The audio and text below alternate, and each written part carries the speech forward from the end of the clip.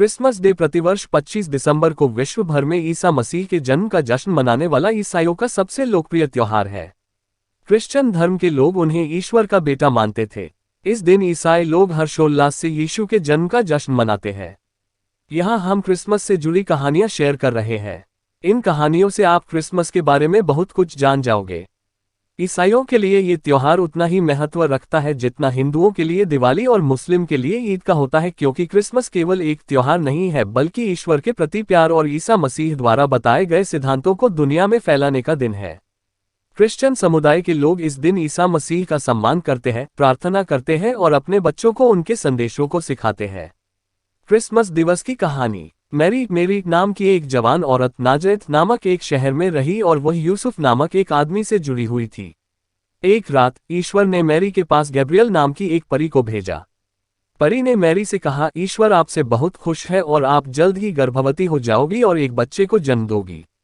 उसको यीशु नाम दे क्योंकि वह ईश्वर का पुत्र होगा। मैरी डर गई लेकिन ईश्वर पर विश्वास करती थी। उसे भरोसा था कि सब ठीक रहेगा। परी ने मैरी को अपने चचेरे भाई एलिजाबेथ और उसके पति ज़कराया के साथ रहने के लिए कहा, क्योंकि वे जल्द ही एक ऐसे बच्चे के माँ बाप होंगे जो यीशु के लिए दुनिया का रास्ता तैयार करेंगे। मैरी अपने चचेरे भाई के साथ 3 महीने रहती है और नाजरेत लौट आई। इस बीच यूसुफ मैरी के बच्चे होने के बारे में चिंतित था, लेकिन उसे एक देवदूत सपने में दिखाई दिया और उसे बताया कि मैरी ईश्वर के पुत्र को जन्म देंगी। उसने उसे ने डरने और मैरी को अपनी पत्नी के रूप में स्वीकार करने के लिए कहा।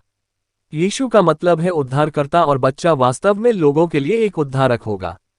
यूसुफ सपने से जाग गया और अगले ही दिन यूसुफ और मैरी ने एक दूसरे से शादी कर ली। कुछ समय बाद यूसुफ और मरियम को बेतलेहम जाना पड़ा, जो नजरेत से लंबा दूर था। मैरी को बच्चा होने में ज्यादा वक्त नहीं था, इसलिए उन्होंने धीमी गति से यात्रा की।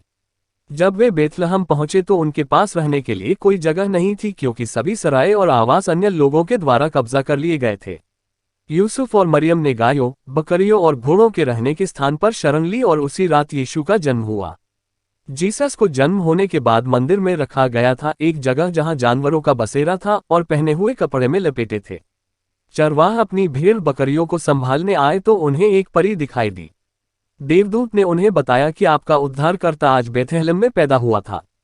चरवाहों ने यकीन नहीं किया, लेकिन जब उन्होंने यूसुफ, मरियम और बच्चे यीशु को देखा तो आश्चर्यचकित और खुश हुए। यीशु के जन्म के समय आसमान में एक उज्ज्वल नया सितारा दिखाई दिया। एक दूरदराज के देश में 3 बुद्धिमान पुरुष थे जो जानते थे कि यह एक महान राजा के आगमन का संकेत थे और वे उसे ढूंढने के लिए पहुंचे। राजा हेरोदेस ने सुना कि बुद्धिमान लोग महान नए राजा की तलाश में थे, जो उनके स्थान को ले लेगा। राजा हेरोदेस ने बच्चे को मरने की योजना बनाई, लेकिन अभी तक उसके बारे में कोई नहीं जानता था।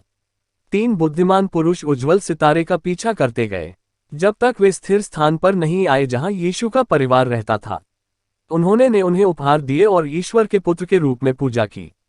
वे ये भी जानते थे कि राजा बुरा था, इसलिए उन्होंने उसे उस स्थान के बारे में नहीं बताया जहां बच्चा यीशु था।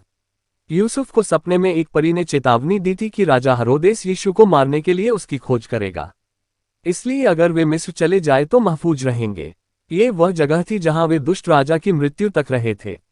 जब हेरोदेस यीशु को खोजने में नाकाम रहा तो उसने बेथलेहम के सभी छोटे बच्चों को मारने का आदेश दिया।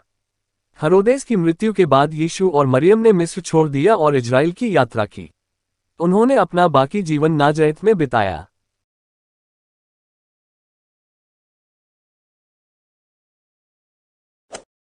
Thanks for watching, like and subscribe.